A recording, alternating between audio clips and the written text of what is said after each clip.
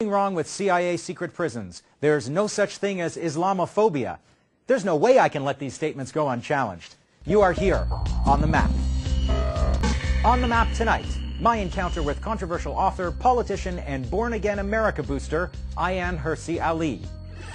25 CIA agents on trial in Rome accused of kidnapping. On our hot seat tonight, one of the architects of that extraordinary rendition system. And Omar Khadr's military trial is thrown out. The Pentagon, undaunted, scrambles to find judges to hear an appeal. We take a look at the big picture, a justice system designed on the fly.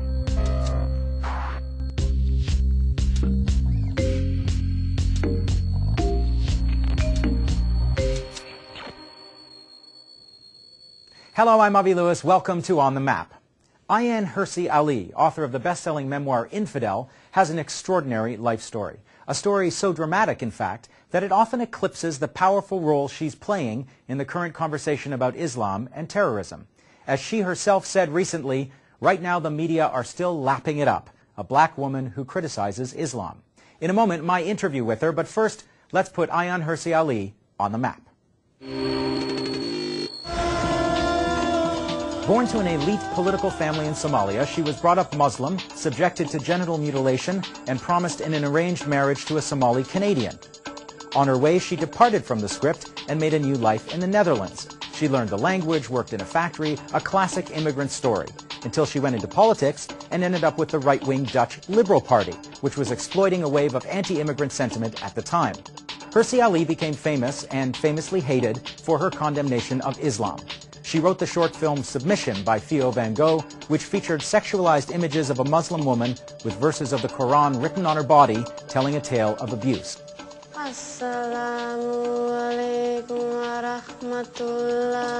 When the filmmaker was murdered in 2004, the note pinned to his body was addressed to Hirsi Ali.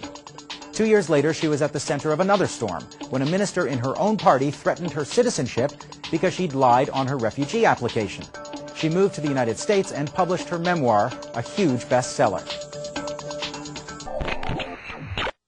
Which brings us to her latest incarnation, a job at the arch-conservative American Enterprise Institute in Washington. We had a chance to chat when she passed through Toronto recently, and here's what happened.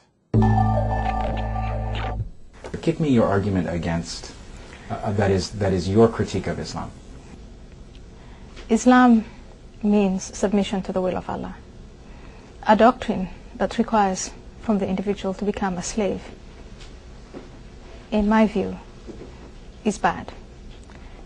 Islam limits the imagination to what you can find in the Quran and to following the example of the Prophet Muhammad. I think that's bad, and that's what keeps people in the Islamic world backward. Islam treats women, at least says, subordinates women to men, is obsessed with obedience, calls for the murder of gays, for adulterers, and is therefore very violent and inhuman.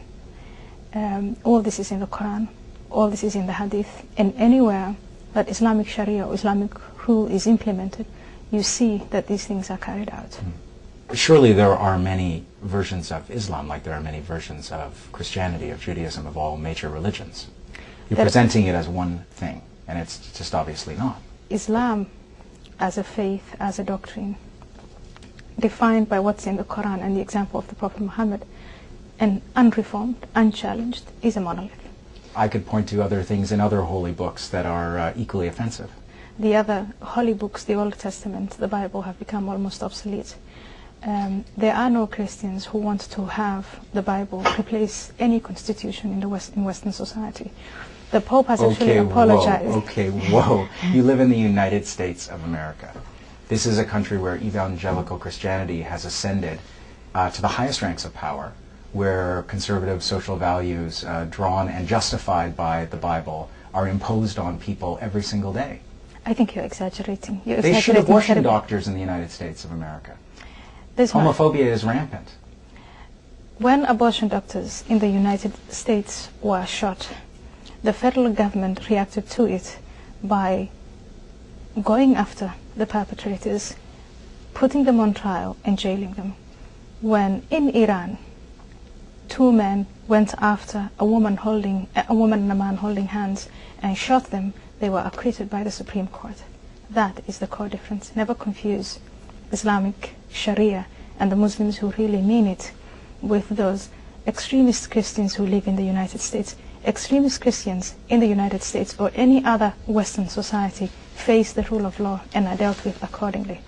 Let's talk about the intervention to bring democracy, quote unquote, increasingly in what many people see as an almost Islamophobic context.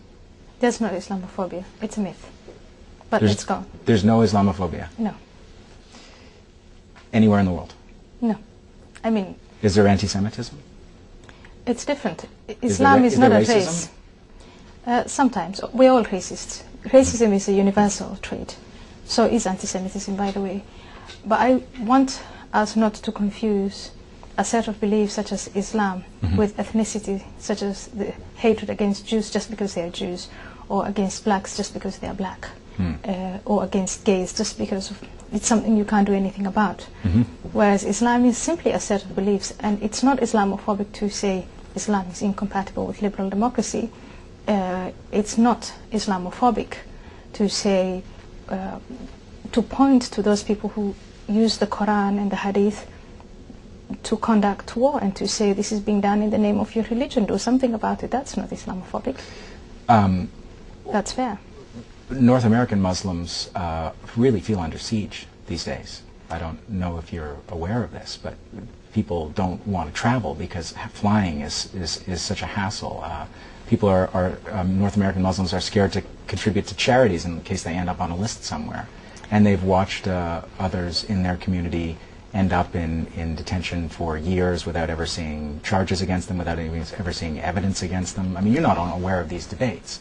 You don't think there's a context of what the war on terror rhetoric does to a social discourse that has implications? I think that it's highly exaggerated that Muslims living in America or in the West are under siege. If that were the case, we know of groups in history who are under siege. And what they usually do is they would leave. I don't see any American Muslim leaving and going back to any Muslim country. Well, your faith in American democracy is just delightful. It's the best democracy. It's the best place to be. Tell that to the people who believe that there have been a couple of stolen elections, that the democracy is completely broken. Oh, I do tell them, and I tell them, you shouldn't have stood by and watched for the democracy to be stolen. My point is not so much when the Democrats are in office, everyone is happy, or when the Republicans are in office, everything is bad.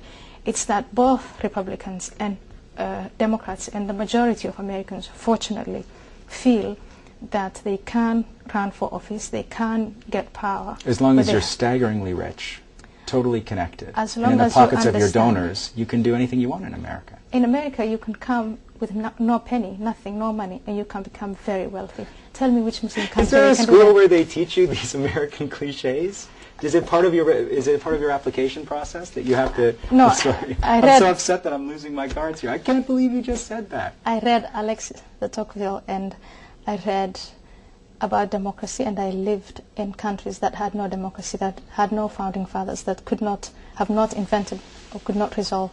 So I don't find myself in the same luxury as you do. You grew up in freedom, and you can spit on freedom because you don't know what it is not to have freedom. I haven't. I know that there are many things wrong with America, and I know that there are many things that are wrong with Americans, but I still believe it's the best nation in the world. Thanks. You're welcome. Thanks for coming. Thank you. Welcome. Secret flights, black sites, and American justice on the fly. We speak with the man who designed the extraordinary rendition system. And viewers weigh in on our coverage of Gaza's underground economy.